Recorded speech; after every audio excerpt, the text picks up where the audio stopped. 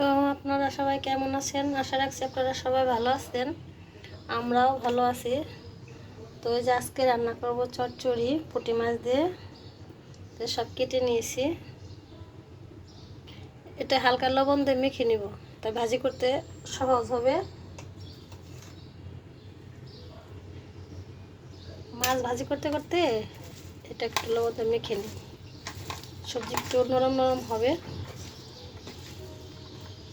পুঁটি মাছটা মশলা মাখিয়ে নিই, লবণটা দিয়ে দিলাম,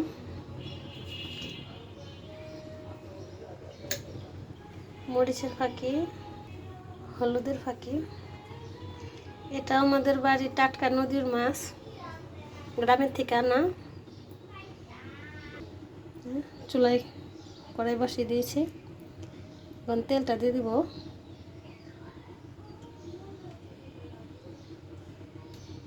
তেলটা গরম হয়ে আসছে, তেজপাতাটা দিয়ে দিব আর জিরে ফোড়ন দিয়ে দেবো। মেথি সজনাই শেষ হয়ে গেছে, জিরাটা সম্বার দিয়ে দেবো। মাছটা মাখিয়ে নিই।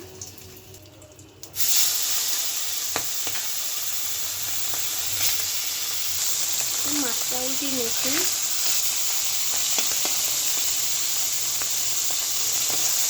নদীর টাটকা পুঁটি মাছ যে চচ্চড়ি খেতে সেই লাগবে।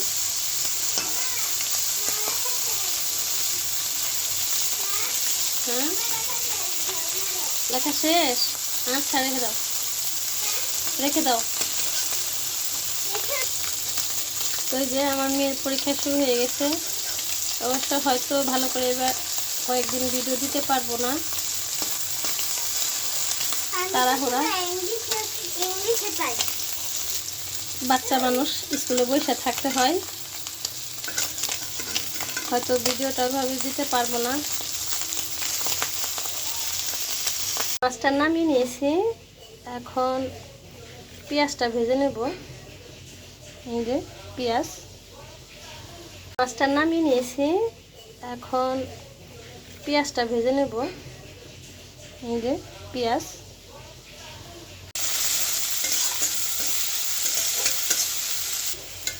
পেঁয়াজ ভাজিটা হয়ে গেছে, এখন নামিয়ে নেব।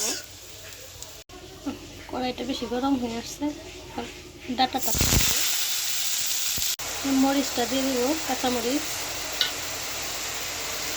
হলুদ গুঁড়োটাও দিয়ে দিব, মরিচের ফাঁকিটা দিয়ে দিব সামান্য পরিমাণে, কাঁচামরিচ বেশি দিয়ে দিচ্ছি। কাঁচামরিচের ঝালটাই বেশি ভালো লাগে এই ডাটার চচ্চড়িতে। লবণটা দেবো না, লবণ দিয়ে আগে যে চটকে রেখেছিলাম ওই লবণে হয়ে যাবে। পরে একটু দেখে যদি লাগে পরে দিয়ে দেবো সামান্য। কেটে রাখা বেগুনটাও দিয়ে দেবো, বেগুনটাকে দেবে যদি গলে যায়। এই কারণে বেগুনটা হলো যে বাড়তে বাড়তে এইগুলো ডাটার সাথে মিশে চচ্চড়ি খুব ভালোই লাগবে, খেয়ে দেখবেন আপনারা। এখন একটু ঢেকে দিব।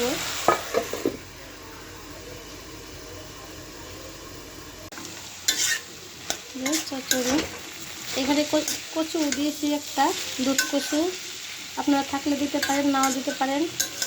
আর কয়েকটা আলু কুচি করে কেটে দিয়েছি, আর সাথে তো বেগুন।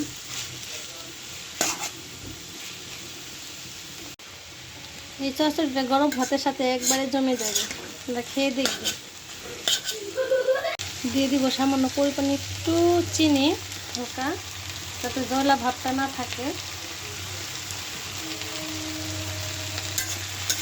ডাটার একটা যে জয়লা ভাব, চিনিটা দিলে এই জয়লা ভাবটা থাকে না,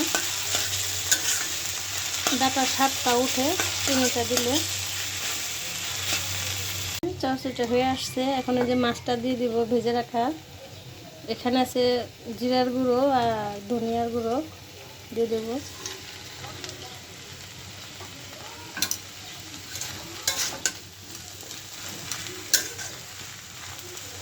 এই যে চচ্চড়িটা হয়ে গেছে, এখন নামিয়ে নেব। আমার রান্নাটা আপনাদের কেমন লাগলো অবশ্যই কমেন্টে জানাবেন। যদি ভালো লেগে থাকে লাইক কমেন্ট ও শেয়ার করে দিবেন, আর চ্যানেলটিতে সাবস্ক্রাইব করে দিবেন। তরকারিটা নামিয়ে নেব, চচ্চড়িটা মাছ একটু জাল হয়ে গেছে, নামিয়ে নেব। তো এই যে নামিয়ে নিয়েছি। আমার রান্নাটা আপনাদের কেমন লাগলো অবশ্যই কমেন্টে জানাবেন। ভালো লাগলে লাইক কমেন্ট ও শেয়ার করে দিবেন। চ্যানেলটি সাবস্ক্রাইব করে দিবেন আর অন্যকে দেখার সুযোগ করে দিবেন। ততক্ষণ পর্যন্ত আপনারা ভালো থাকবেন, সুস্থ থাকবেন। ভিডিওটি আর বড় করব না, আবার দেখা হবে কালকে অন্য কোনো রেসিপি নিয়ে। সুস্থ থাকবেন।